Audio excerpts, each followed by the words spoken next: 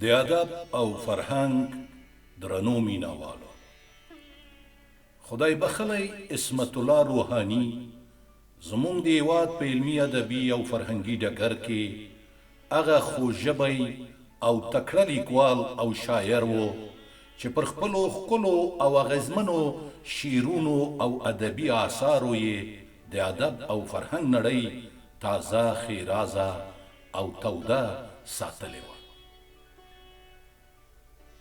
د په خپلو شعرونو کې خپل وطني، ملي او انساني احساسات او ولولې د ښکلا او مینې انځورونه د هیواد او هیوادوالو سره ژوره مینه په ډېر ښکلي او ظریفانه بڼه انځور کړي دي.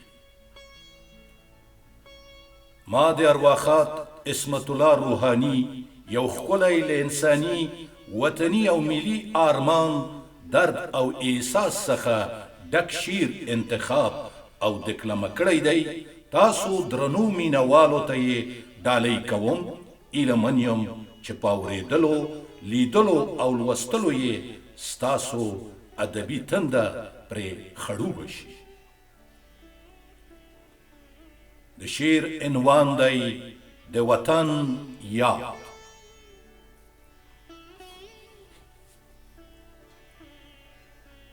ما ته په ژمي کې د خپل وطن حجره یادیږي. ما ته په ژمي کې د خپل وطن حجره یادیږي. هم مې په اوړي کې د شنو ونو دیره یادیږي. د محبت په چاپېریال کې امزولانو سره ما ته د نیمو شپو رازونه او جرګه یادیږي.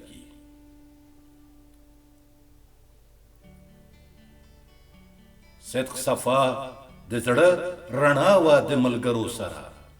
صدق صفا د زړه رڼا وه د ملګرو سره. ما ته د رمز خوږې خبرې مرکه یادیږي. چا به سندرې، چا به ټنګ، چا به ټکور کولو، ځکه مې هغه توده لوبه او نغمه یادیږي. لیوه به سوله پتنګانو ترې طواف کولو، د چراغ خوله کې مې د مینې سره لمبه یادیږي. چای او چلم به یو تر بله سره مل و همیش، د هر میلمه قدرداني زما پوره یادیږي. د ګودر غاړه مازیګر وه د لیدلو واده. د ګودر غاړه مازیګر وه د لیدلو واده. ما ته له یاده نه وتونکې خاطره یادیږي.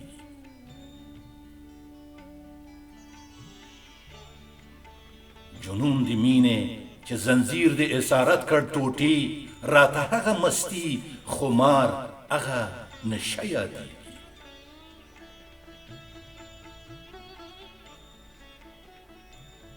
خوله له خندا، سترګې له ناز او د نخرو نه ډکې، ځکه مې هغه ښکلی مخ هغه څېره یادیږي.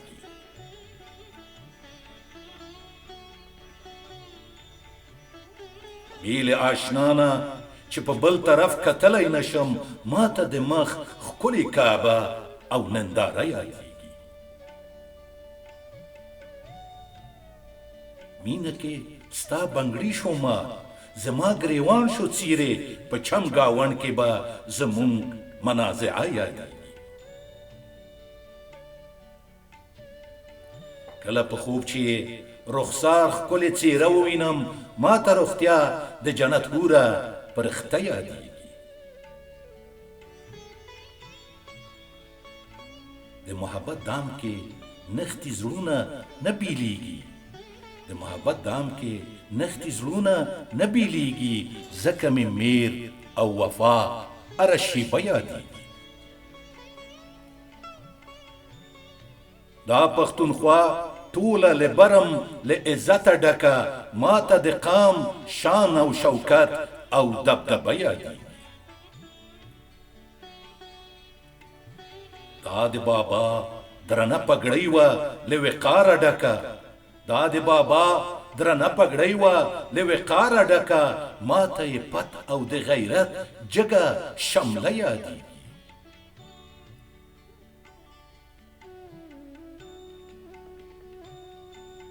د غیرت وینو مې رګونو کې څپې وهلې، د غیرت وینو مې رګونو کې څپې وهلې، ماته د پلار وتلې توره پښتنه یادېږي.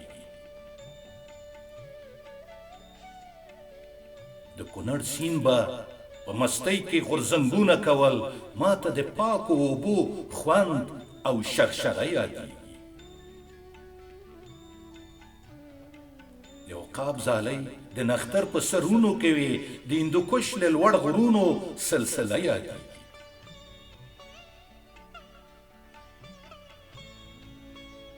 په غرو رغونو کې به هر مرغه نارې وهلې، ماته د شنو توتیانو شور او سردره یادېږي. هر چاته خپل وطن کشمیر دی د متل له مخې، ماته مې خپل وطن او کلی او کوڅه یادېږي. وطن شوران خونه تالا شوه د غلیم د لاسه، ماته خپل قام شهیدان او هدیره یادېږي. که روحاني مړ شي خو مینه یې هېڅ مرګ نه لري، که روحاني مړ شي خو مینه یې هېڅ مرګ نه لري، زما به پاکه مینه تل له تا سره یادېږي. دا د بابا درنه پګړۍ وه له وقاره ډکه، دا د بابا درنه پګړۍ وه له وقاره ډکه، ماته یې پت او د غیرت جګه شمله یادېږي.